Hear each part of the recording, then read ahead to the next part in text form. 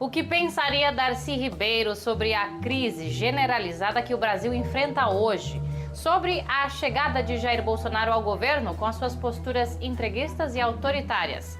O antropólogo, lutador das causas indígenas e grande defensor da educação completaria agora 98 anos. Na entrevista central, a socióloga e cineasta Isa Grispun Ferraz, conselheira da fundação que leva o nome de Darcy, fala sobre os ensinamentos deixados por ele para o povo brasileiro. Nossa reportagem mostra como a demarcação de terras indígenas está em risco devido ao marco temporal.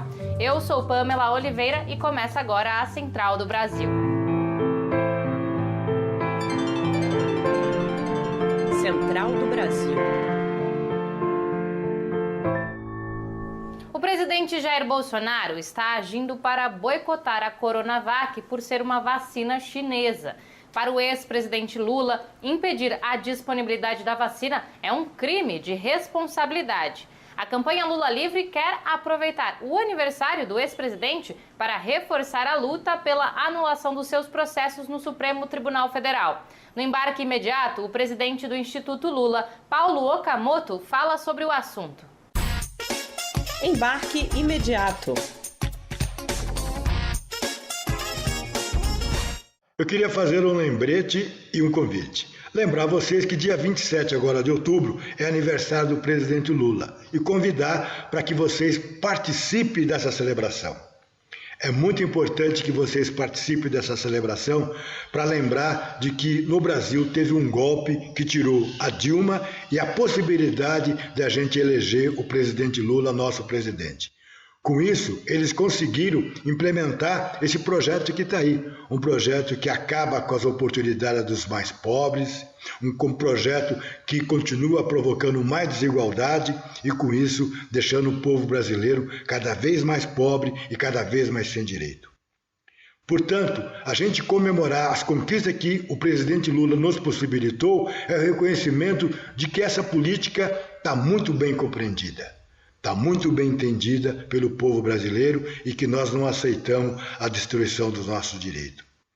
Nós, com isso, também vamos acumular força para exigir de que o Supremo Tribunal Federal julgue a suspeição do ex-ministro Sérgio Moro, que manipulou e mentiu para poder condenar o presidente Lula e tirar ele do processo eleitoral. Você pode fazer essa comemoração conversando com as pessoas que você conhece sobre o que significou o governo Lula.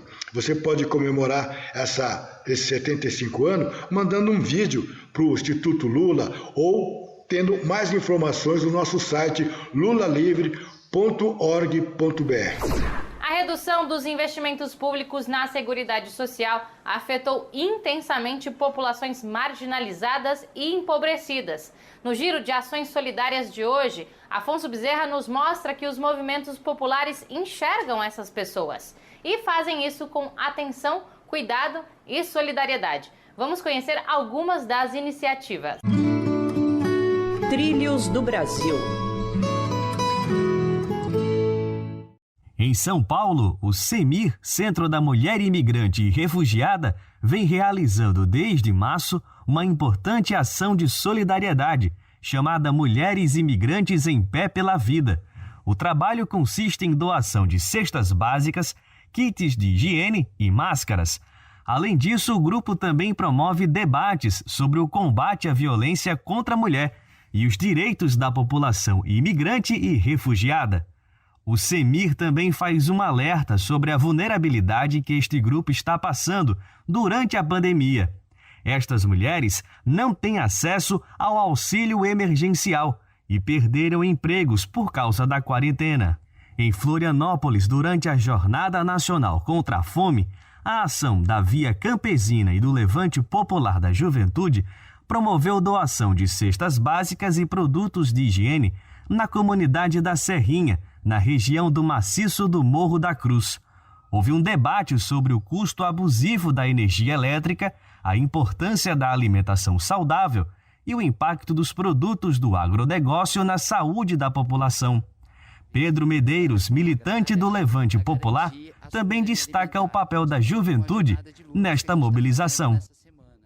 Enquanto movimento de juventude, a gente busca dialogar também com essa juventude que vem perdendo seus direitos, que vem perdendo suas vidas nas periferias, diante desse governo que está trazendo destruições dos nossos direitos sem precedentes. Em Brasília, o movimento BSB Invisível se destaca pelo apoio à população em situação de rua durante a pandemia. O grupo, além de organizar ações de doação de alimentos e produtos de higiene, também promove projetos de fortalecimento da identidade dessas pessoas e apoia quem foi vítima de ações de despejos. Nos últimos meses, mesmo com a pandemia, o governo do Distrito Federal operou ações de desocupação de áreas da cidade e prejudicou inúmeras famílias. A Parada Cultural de hoje traz dica de música brasileira contemporânea para você escutar no final de semana. Vamos conhecer a indicação de Matheus Brindeiro, do coletivo Siembra. Parada Cultural. Gostaria de indicar aqui uma música muito legal de um grande amigo que está se lançando aí no mundo, chamado Lucas Bezerra, né, com seu CD, né, que está saindo agora em novembro, seu primeiro LP, chamado Transito. Então fica a indicação dessa música para vocês, Café, de Lucas Bezerra.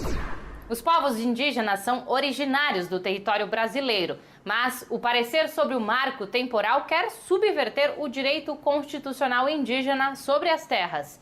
O tema seria julgado pelo Supremo Tribunal Federal no dia 28 de setembro, mas o presidente do STF, Luiz Fux, retirou o assunto de pauta. Indígenas apontam que a ação pode ser uma manobra política para prejudicá-los. Nayata Oni fala mais sobre os riscos do marco temporal. Nacional.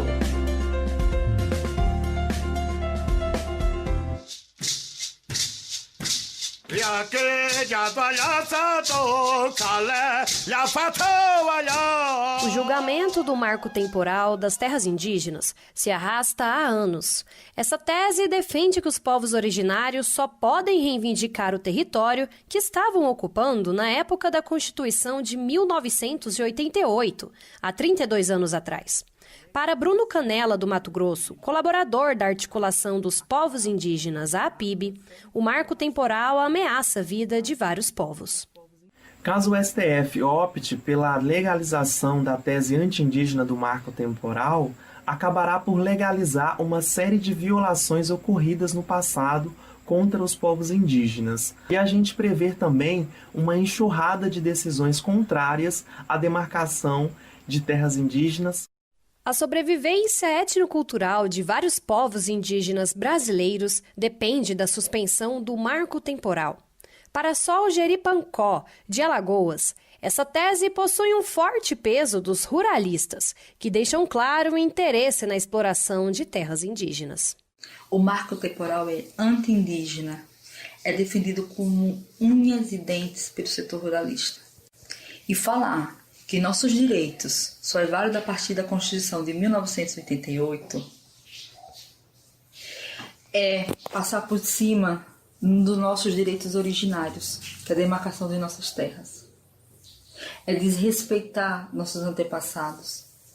É condenar o futuro das nossas crianças. Para Vanessa Cangang, do Paraná, é essencial o apoio de toda a sociedade civil em torno deste julgamento histórico. Muitos indígenas que tinham suas terras demarcadas depois da promulgação de 88 terão suas terras revistas. A garantia de nossas terras nos dá esperanças da continuidade de nossas etnias. Por isso não há marco temporal, e sim a demarcação de terras.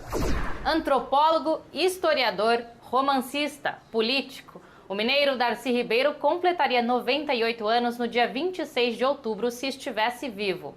Preocupado com a identidade nacional e as origens do Brasil, Darcy Ribeiro dedicou-se a defender a causa indígena.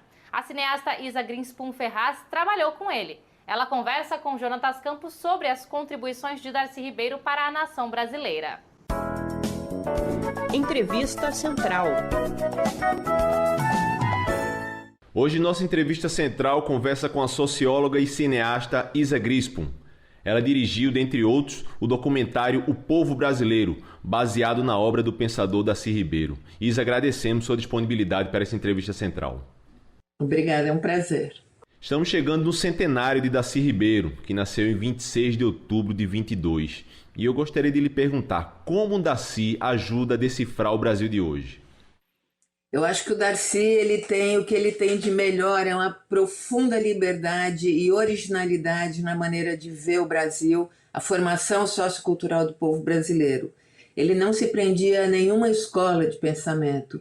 Então ele teve a liberdade e a coragem de tentar pensar um projeto de Brasil.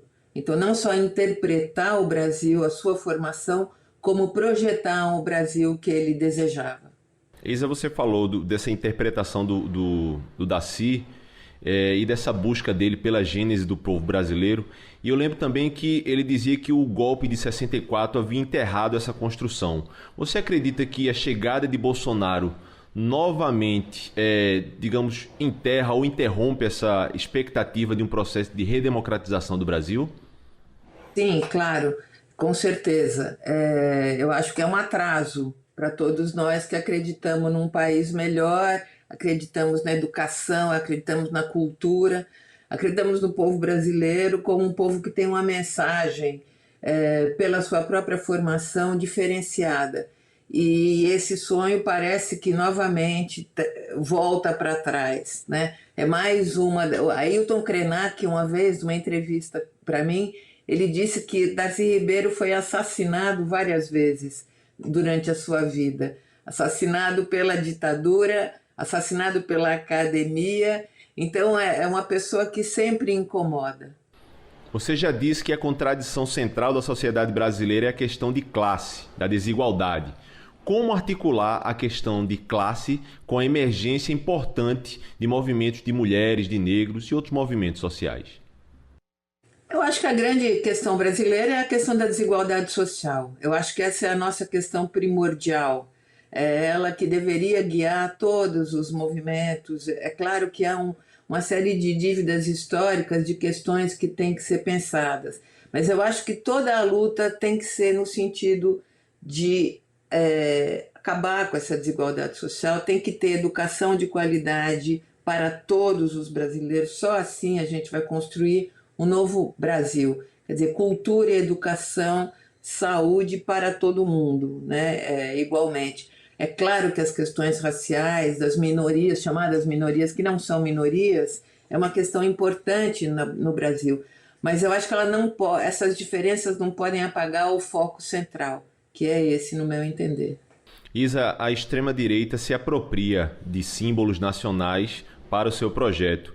Isso parece uma contradição, porque o Darcy também ele amava os símbolos nacionais, ele achava que o brasileiro precisava valorizar seus símbolos. Digamos, quem acredita nas ideias de Darcy pode superar essa contradição? É uma pergunta difícil essa que você me coloca. Eu acho que o Darcy tem que ser lido, tem que ser conhecido, as ideias dele de pensamento de um Brasil que sobreponha as suas dificuldades a partir da sua história, das variáveis que construíram esse país, dessa singularidade da mestiçagem, que é uma questão nossa, três povos diferentes que se juntam num território imenso para criar o que ele chamava de um povo novo. E esse povo novo trazia, então, essa mensagem da novidade possível. Mas o Brasil, primeiro que tudo, tem que se conhecer para poder saber o que quer.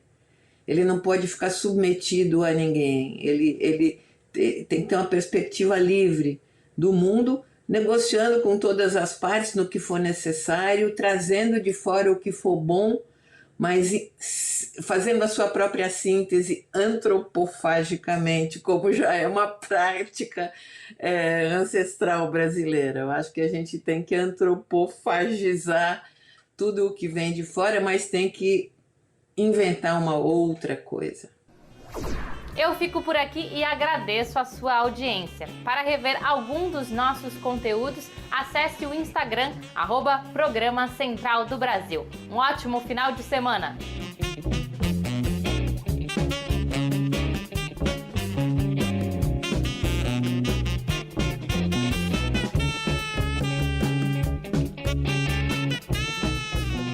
Central do Brasil, a rede de comunicação dos movimentos populares.